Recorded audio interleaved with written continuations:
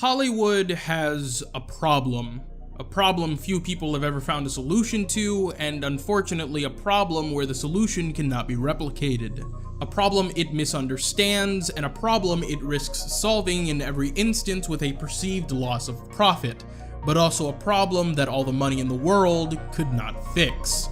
I'm talking about adaptations, the transfer of themes, characters, and narrative from one medium to another. We live in a time where dozens of talented individuals can get together and be given budgets beyond their wildest dreams and still create something that pales in comparison to its source material. The best recent example I can name of this is 2017's Ghost in the Shell.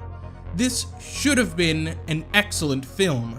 It had everything going for it. A cast that understood its characters, a director who felt passion for previous works in the franchise, and a staff determined to recreating a world iconic in its architecture and presentation.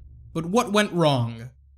What is the unseen enemy, and why is it ever present in Hollywood films?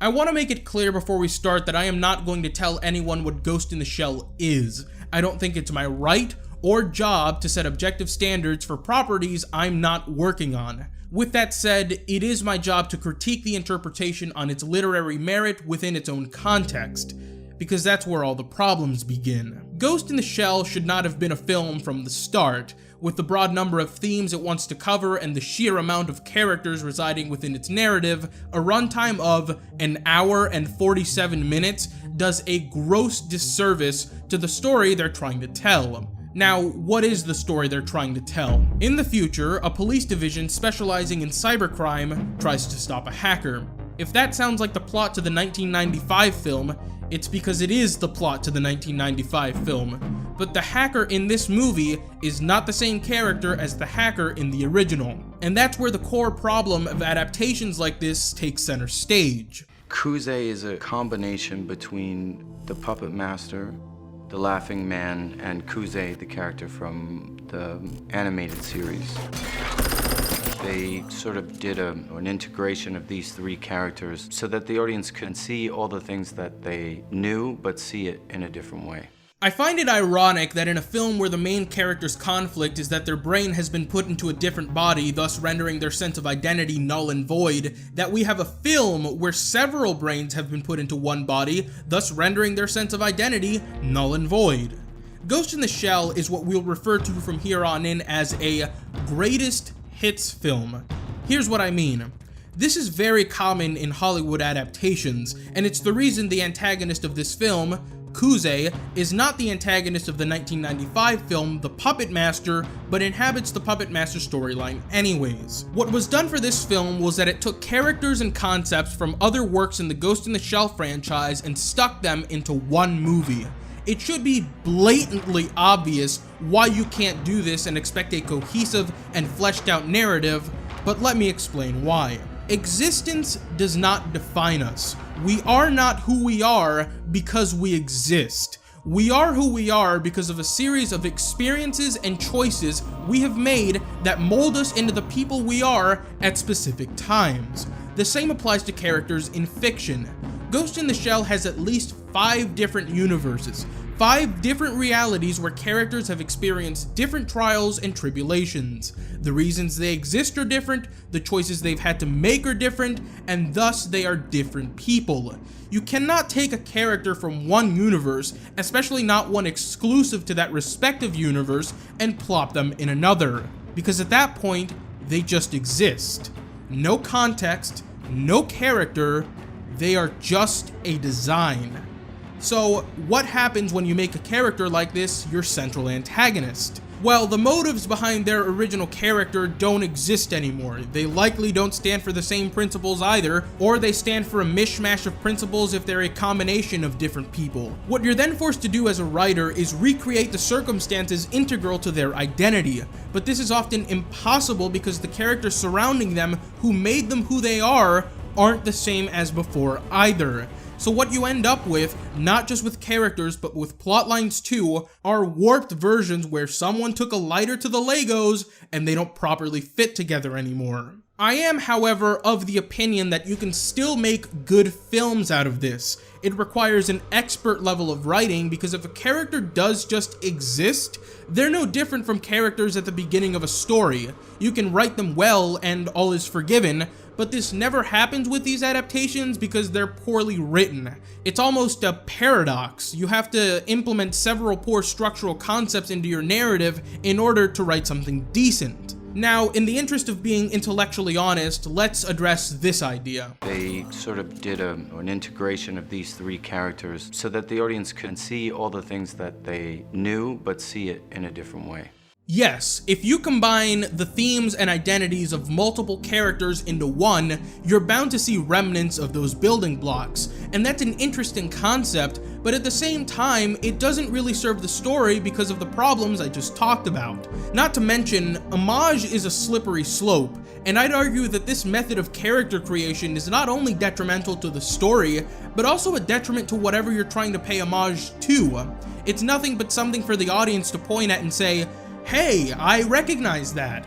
At which point you've just sacrificed the merit of a character because instead of having their own identity, they're just the watered down remains and ideals of others. My complaints so far are writing based because the script is what kills this film. There's so many amateur level tells just in the opening dialogue that you have a good idea of what's in store for the rest of the film if this scene was so rigid. Only your brain survived. We made you a new body, a synthetic shell. But your mind, your soul, your ghost, it's still in there. In the same way I've chosen to garishly highlight the words this character are saying, the screenplay has chosen to garishly explain the concept of what ghosts and shells are as quickly as it possibly can.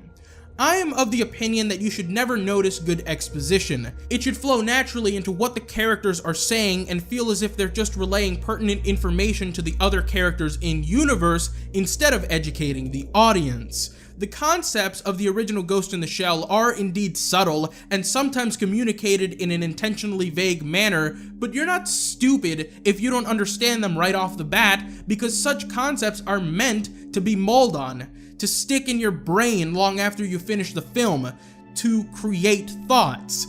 This film has opted to not even give the audience the chance to do that. There's nothing thought-provoking here because the film lays all of its cards on the table in its intentions towards its themes. The dialogue they use to convey all of their ideas is clunky and without nuance. Almost every single line in this film sounds like a concept being explained rather than actual human dialogue. And this is one of those films. You know exactly what I'm talking about, don't you? This is one of those hacker movies where it's blatantly obvious that the people who wrote it have no idea how hacking works. Then I have to do a deep dive. You can't encrypt during a deep dive. I know. Are you sure? You see any bad code headed my way, pull me up. It becomes increasingly difficult to take this film's themes of identity and perils of cyberization seriously when none of it sounds authentic, which sucks because questions pertaining to those themes are incredibly interesting and were asked behind the scenes. Rupert and I talked a lot about the quest for self-identity. Are you a product of where you come from? Is that what makes you you? If not, then what does? So I'd say about 90% of the dialogue in this movie sucks, but this isn't the biggest problem. In many ways, even the grafting of different plot elements from other works in the franchise isn't the biggest problem. They're certainly symptoms of a far larger issue, but that doesn't change the fact that the plot just sucks. I view adaptations like this fairly differently than most, I think. I don't particularly care if a work is loyal to its source material as long as it tells a good story, because it's another work. It's not that original, and in my opinion, it has no duty to be. But therein lies the problem. Adaptations like this are just poorly written, so that's why you see all this nonsense where 5 different ideas are taken from 5 different works. It renders the prospect of having a good plot entirely impossible because, like I said before, it's almost a paradox. Could you have written these characters in this transplanted universe well and made a good film? Yeah, certainly. They're just blank slates like any other characters, but the fact that they exist in this transplanted universe to begin with is indicative of poor writing practices. So why does the plot suck? Well, for the same reason every other plot in every other story sucks. The film begins with the creation of the Major, the first successful result of Hanka Robotics' ghost transferal operations, where a person's brain is transplanted into a cybernetic body. Major's conflict in this film is her questioning the validity of her humanity, because while Hanka has told her that her name in a previous life was Mira, and that her parents were killed by terrorists, she can't remember any of this, and thus the obvious question is posed. Who am I without my memories? The problem with this conflict is very simple. The audience never knows who Major was before she was the Major. Therefore, it's impossible to care about her journey into finding this out because we have no context on who she was and if that person is a worthwhile character. In concept, the idea of knowing a character, seeing them become another character who has no idea who the previous character was, and them searching for their previous identity is very interesting, but this film lacks one of those critical components. All that's left without knowing who the first character was is the second character. We'd have to learn who they are and become interested in them regardless of who they were before. Unfortunately, this film skips that step too, because after the Major is created, the movie legitimately skips an entire year and she's in Section 9 by that point.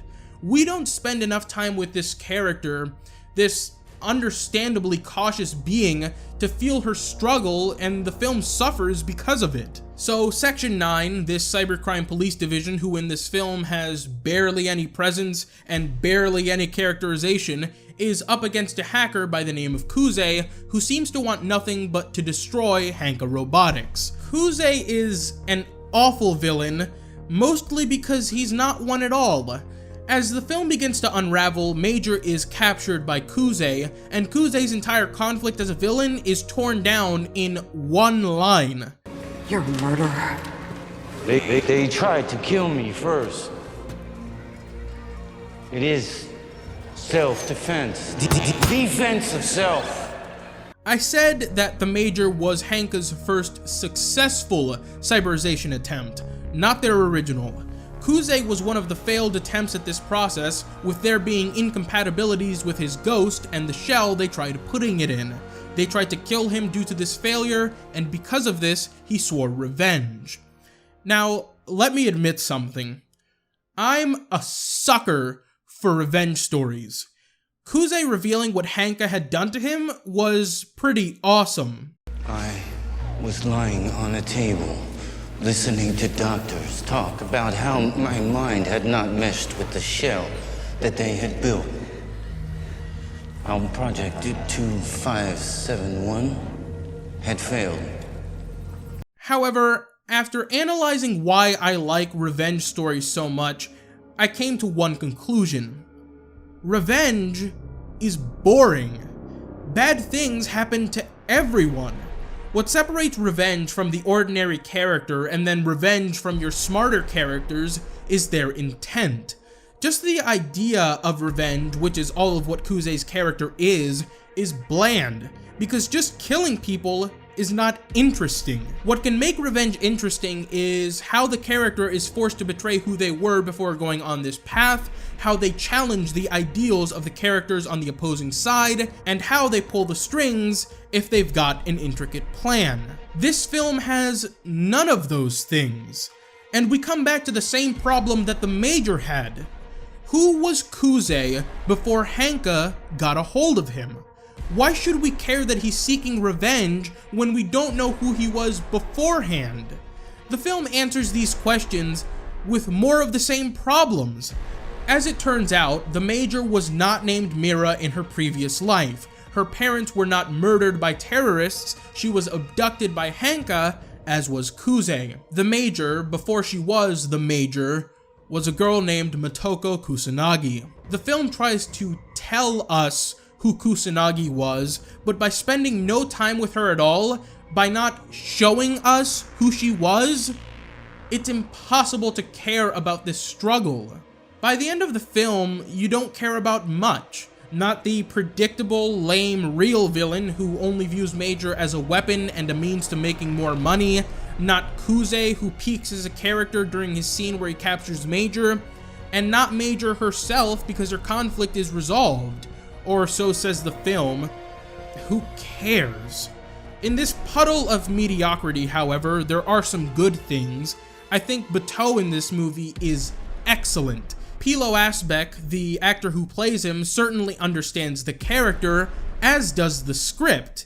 I also feel like his banter with Major is one of the few instances where the script's dialogue feels natural, well written, and of course, well acted. I can see you out there, you know.